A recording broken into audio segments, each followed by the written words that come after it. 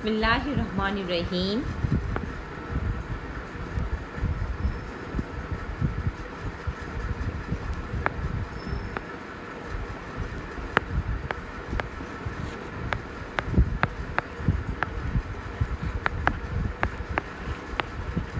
Students, आप कैसे हो? उम्मीद है कि आप लोग बिल्कुल सही होगे और अपना बहुत ज़्यादा ख्याल भी रख रहे होगे, लेकिन ख्याल के साथ पढ़ाई भी करनी है, ठीक है ना। सिर्फ ऐसा नहीं कि टाइम ज़ाया करना है, क्योंकि मैथ्स एक स्कोरिंग सब्जेक्ट है और मैथ्स में अगर स्टार्टिंग में ध्यान ना दिया जाए तो बाद में स्कोर करना बहुत मुश्किल हो जाता है, बाद में इसको कवर करना बहुत मुश्किल हो जाता है। मैथ्स की एक्चुअल में बेस बनानी पड़ती है।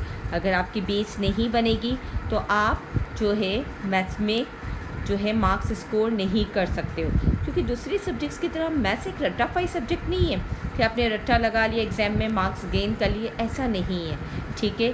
तो प्लीज़ बहुत ध्यान दो, लेक्चर गौर से सुनो।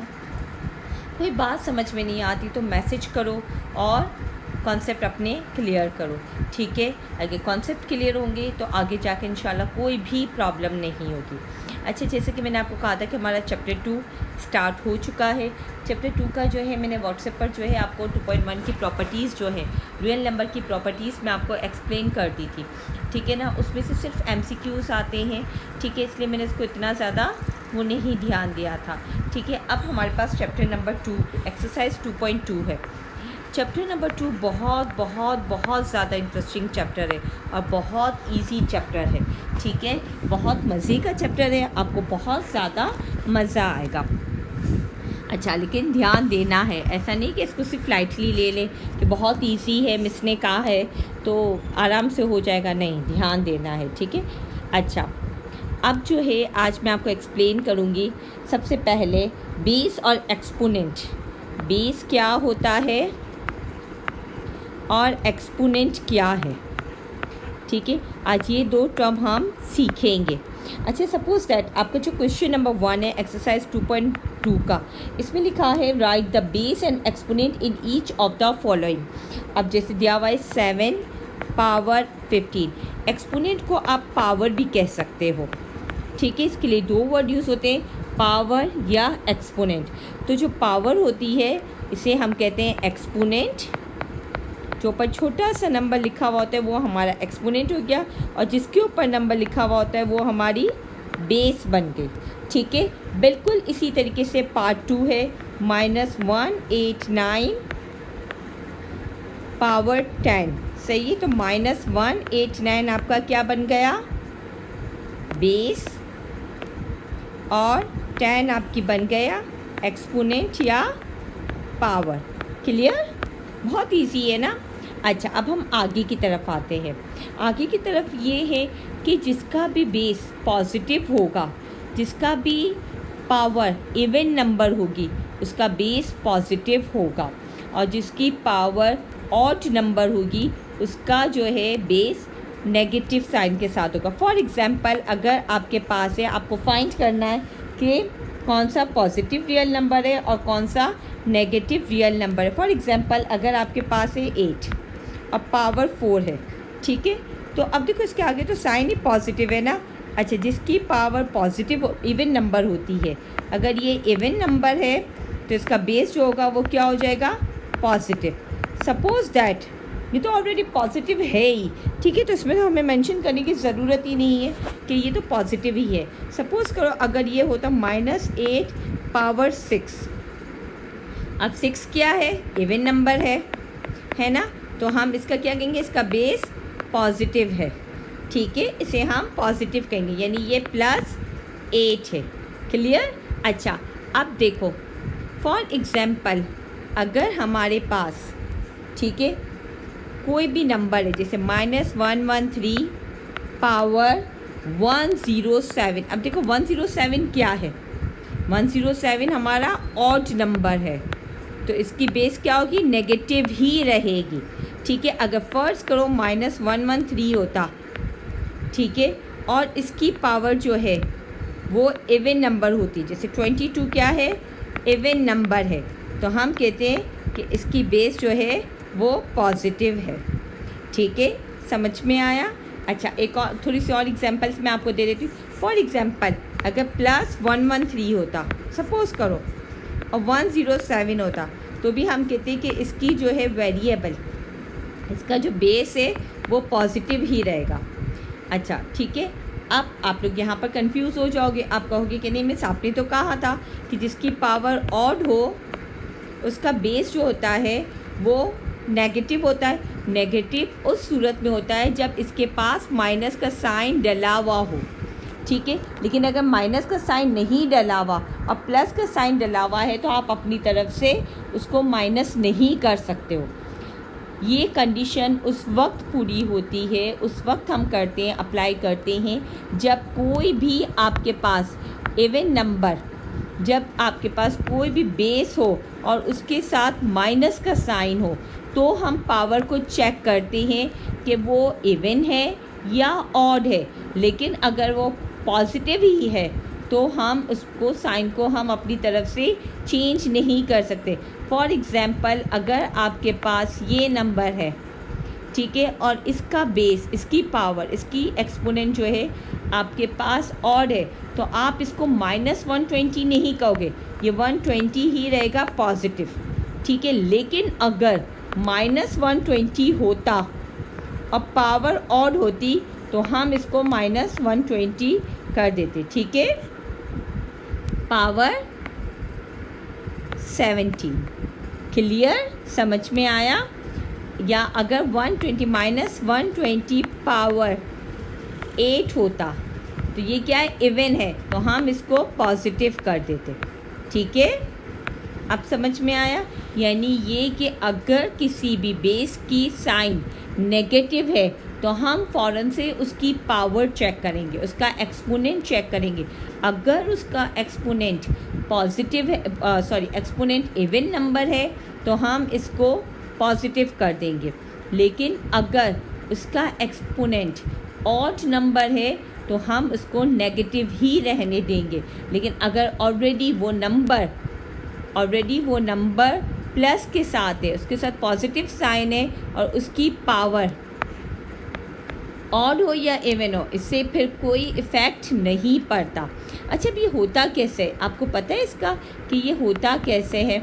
फॉर एग्ज़ाम्पल अगर मेरे पास है -3 और पावर है 4, ठीक है, तो मैंने क्यों कहा कि भाई इसकी पावर इवन है तो हम इसको जो है पॉजिटिव कर देंगे। अब -3 पावर 4 का मतलब क्या हुआ, -3 multiply by -3 multiply by -3 multiply by -3। अब अगर आप मल्टीप्लाई करो इसको, 3 3 9, 9 3 27, 27 3 81। अब इसी तरीके से साइन भी मल्टीप्लाई होंगे, minus minus plus, plus minus minus, minus minus plus, इसलिए ये पॉजिटिव हो जाता है, ठीक है। ये रूल होता है इसके पीछे। सपोज़ करो कि अगर आपके पास होता -3 पावर 3, अब देखो इसका क्या मतलब हुआ, -3 मल्टीप्लाई बाय -3 मल्टीप्लाई बाय -3, ठीक है। 3 3 9, 9 3 27। अब हमने साइन को मल्टीप्लाई किया, minus minus plus, plus minus minus, इसलिए हम कहते हैं कि अगर ऑड नंबर होगा और बेस नेगेटिव है तो इसका आंसर भी नेगेटिव आएगा। लेकिन अगर इवन नंबर है और बेस नेगेटिव है तो इसका आंसर पॉजिटिव आएगा। क्लियर।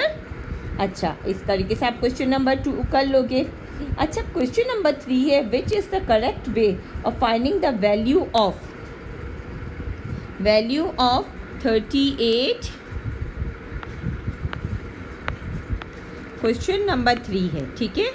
38, सॉरी मैंने थोड़ा सा मिस्टेक कर दी लिखने में। Okay,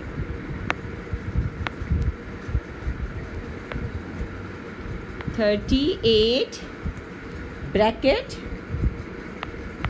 83 power 9। हम इसको कैसे सॉल्व करेंगे, कुछ आइडिया है आपके जहन में, कुछ समझ में आ रहा है कि इसका सोल्यूशन कैसे करेंगे। इसका ऑप्शन 1 करेक्ट है या ऑप्शन 2 करेक्ट है। इसका ऑप्शन नंबर 2 करेक्ट है, क्योंकि according to DMAS rule, BODMAS rule, पहले हम ब्रैकेट को सॉल्व करते हैं। पहले हम क्या करेंगे, 83 की 9th पावर फाइंड करेंगे, यानी 83 को 9 टाइम मल्टीप्लाई करेंगे, इसका जो आंसर आएगा फिर उसको 38 से मल्टीप्लाई करेंगे। ठीक है, ये इसका करेक्ट ऑप्शन है। अच्छा, अब हम आते हैं क्वेश्चन नंबर 4 की तरफ। अब यहाँ पर लॉज ऑफ एक्सपोनेंट अप्लाई होंगे।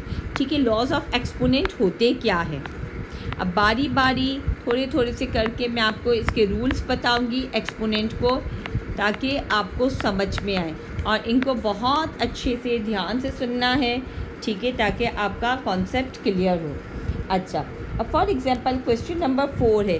क्वेश्चन नंबर 4 में आपके पास है -91 पावर 4। ठीक है ना, तो आपको सिंपल सा करना है, ये पावर इवन है तो इसका आंसर आ जाएगा पॉजिटिव 91 पावर 4। ठीक है, इसी तरीके से क्वेश्चन नंबर 5 की तरफ आते हैं। ठीक है, अच्छा, अब यहाँ पर लॉज ऑफ एक्सपोनेंट अप्लाई होगा। वो कैसे होगा, याद रखो।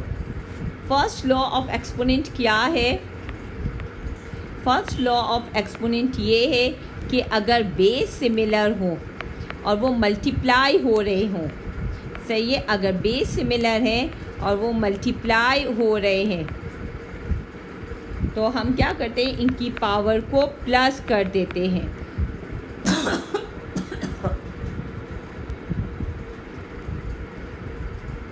ठीक है, अब देखो यहाँ पर बेस सिमिलर है, हम क्या करेंगे, इनकी पावर को